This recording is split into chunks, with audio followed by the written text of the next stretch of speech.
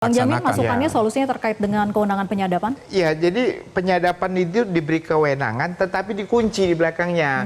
Harus bekerja sama dengan pihak Penegak hukum lain. lain. Tapi pihak lain itu mengatakan nggak bisa kami kalau cuma kode etik. Yang bisa korupsi, teroris, sama narkotika. Sama saja dikasih kewenangan tapi tidak. Ya harusnya tidak bekerja sama dengan pihak tersebut, mandiri. Makanya harus ada anggaran. Nah, mungkin Bang Bohaimin nanti bisa bikin judicial review ke Mahkamah Konstitusi supaya kalimatnya nanti jangan bekerja sama tapi mandiri begitu. Nah itu lebih tepatnya lagi seperti itu. Jadi tidak melalui perubahan peraturan perundang-undangan Nggak KAI ya, usah, tapi judicial DJR ke review Mahkamah aja. Konstitusi. Nanti mudah-mudahan didengar nih Ya, sama sebenarnya tidak Ketua perlu Mahkamah Boyamin, Konstitusi. KAI langsung bisa. Tapi yang paling sering kan Anda yang kesana. Makanya saya Legal rekomendasikan standingnya Anda. lebih kuat beliau daripada Iya, saya kan begitu. gitu kan. Jadi Iya. ya tapi gini loh. Ada kesalahan pemikiran bahwa KAI itu dianggap mengganggu independensi badan peradilan.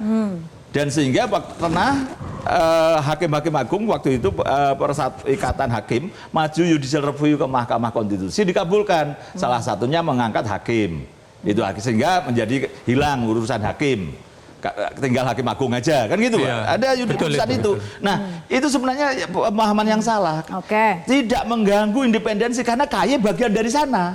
Gitu loh. Jadi kalau eksekutif, legislatif, Saroni mau itu jangan itu intervensi. Tapi kalau KAI tidak dianggap intervensi karena memang bagian dari peradilan. Jadi mohon maaf MK juga pernah salah juga ketika mengabulkan itu. Ketika mengangkat hakim itu ya kewenangannya KAI juga gitu loh, bagian independensi. Secara penguatan tadi diharapkan bisa kemudian didapatkan oleh KAI kewenangan ya begitu ya. Tapi Pak Maru terkait dengan gaji ini, bisakah menjamin sebetulnya ketika dinaikkan gajinya, hidupnya semakin layak, tapi tidak ada keinginan lagi untuk mau disuap?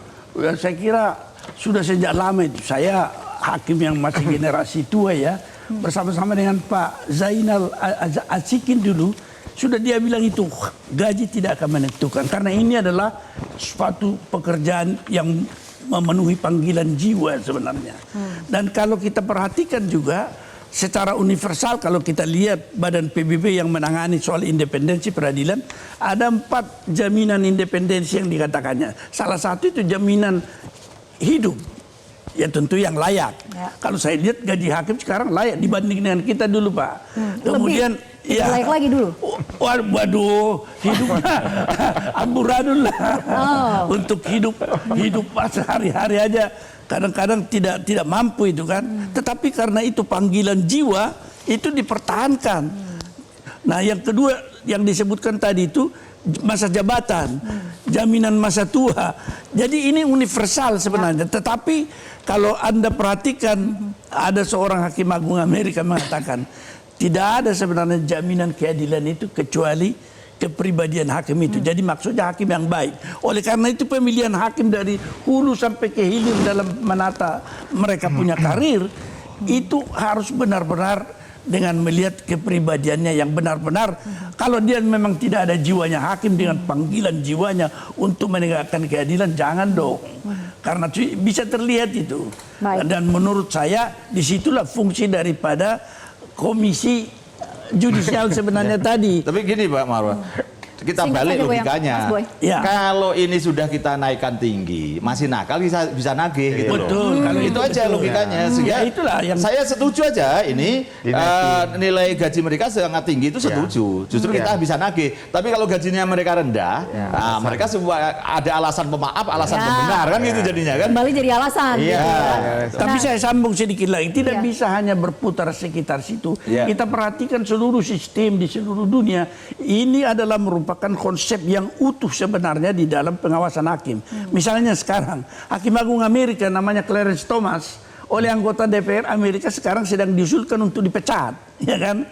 Nah, disinilah sebenarnya kita juga, karena saya ingat dulu Pak Saroni ini ketika hakim MK dipecat without due process of law, ya kan?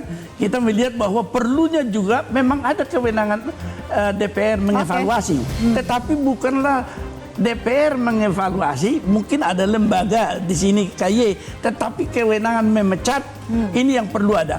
Bolehkah ke depan kita juga membuat undang-undang karena supaya macet, tidak macet seperti konsep satu atapnya Mahkamah Agung, mereka tidak begitu tergerak.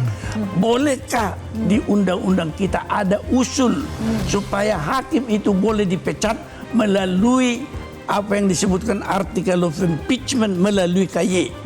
Oke, Tapi melalui KY. diputus oleh Setuju. DPR. Diputus oleh DPR. Dijawab nanti usai jeda, tetap bersama kami di Kontroversi.